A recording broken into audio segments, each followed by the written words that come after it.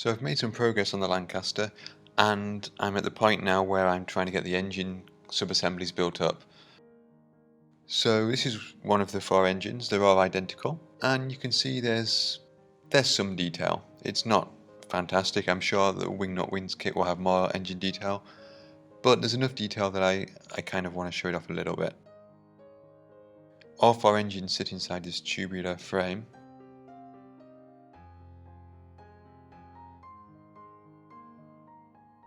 which is attached on both sides.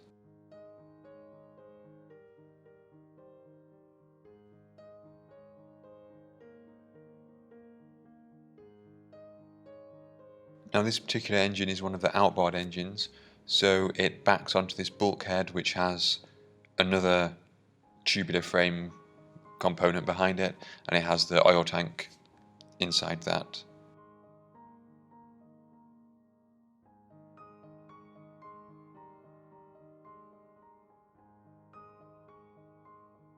There are four pieces which surround the engine. One tray goes below it, there's a panel on either side, and then there's a panel on top which joins the top of the wing.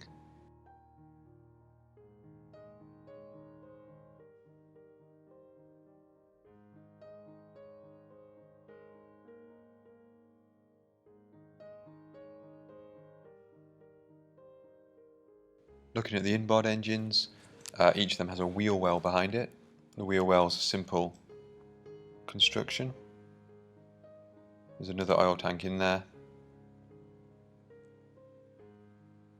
Just goes together. One change I did make to the kit was these side struts. They were one solid piece of plastic, but I drew out the gaps just to make it look a bit better. That wasn't my idea. I got that from another YouTube channel, Nigel's Modelling Bench, which I definitely recommend that you check out. And then just like the outboard engines, the engine itself goes in the tubular frame. It's a slightly different frame for the inboard engine, but the principle's the same.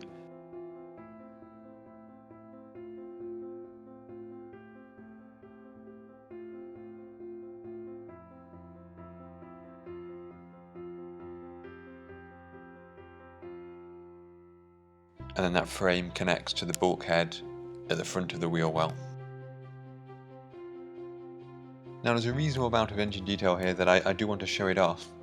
So I think the plan I'm going to go for is that I'm going to have the two port side engines completely closed, and I'm going to use the opaque fuselage, the normal fuselage, on the port side, and then on the starboard side I'm going to have the two engines open, and I'm going to use the clear fuselage side that came with the special editions of the kit on that side. So we've got a closed side on the left and an open on the right. Now one of the annoying things about this kit is it doesn't give you any way of actually posing the engines open. It's quite frustrating for an expensive kit. It doesn't seem to have any way of doing that in the instructions. It shouldn't be too hard to pose the actual engine itself open. There's a few source photos where there's a variety of ways of accessing it. It seems that the side panel can be removed, the top panel can be removed, and even the bottom, the tray component, can be removed to reveal the radiator and the bottom of the engine. So that should be fairly easy to do.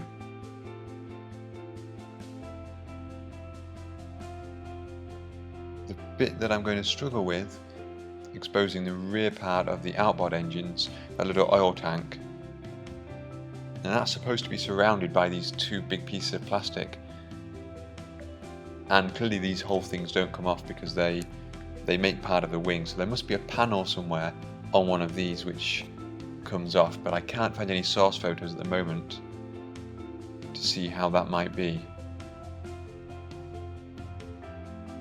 Okay, and here are all four engines built up. Engine 1, Engine 2 on the left, fully encased.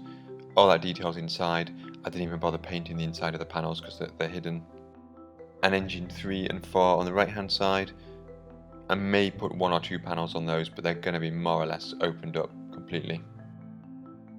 And then just to give you an idea of the scale, this is one of the inboard engines next to the 1/35th scale Hetzer which I made recently.